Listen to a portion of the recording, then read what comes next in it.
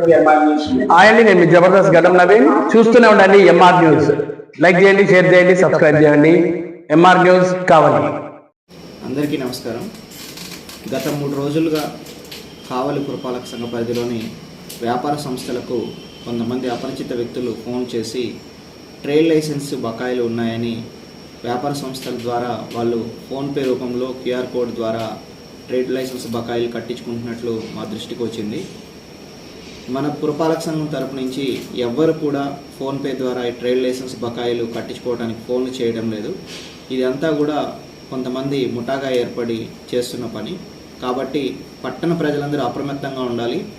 ఎవరు trade licence బకాయిలు phone చేయమని ఫోన్ చేసినా, అలానే మున్సిపల్ ట్యాక్స్ కావాలని ఫోన్ చేసినా కానీ, సంబంధిత సచివాలయం కానీ వెళ్ళి కానీ, లేకుంటే మున్సిపల్ ఆఫీస్లో ట్రెజరీకి వెళ్ళి కానీ మీరు పే చేయాలి.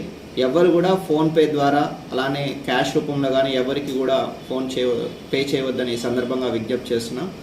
కొంతమంది వ్యక్తులు ఈ డేటా వాళ్ళు ఎలాగోలా సంపాదించి ఈ స్కామ్ నడుపుతున్నట్టు మా దృష్టికి వచ్చింది. దీనికి సంబంధించి మనం పట్టణ పోలీస్ స్టేషన్లో కూడా కంప్లైంట్ ఇవ్వడం జరిగింది. వాళ్ళని అనుమానితుల్ని పట్టుకునే చర్యలు కూడా ప్రారంభించడం జరిగింది. కాబట్టి ప్రజలందరూ ఈ విషయంలో అప్రమత్తంగా ఉండాలి. ఎవ్వరు కూడా ఫోన్పే రూపంలో ఎట్టి పరిస్థితుల్లోనూ ఎవరికి పే చేయవద్దని తెలియజేస్తున్నాం. Thank you.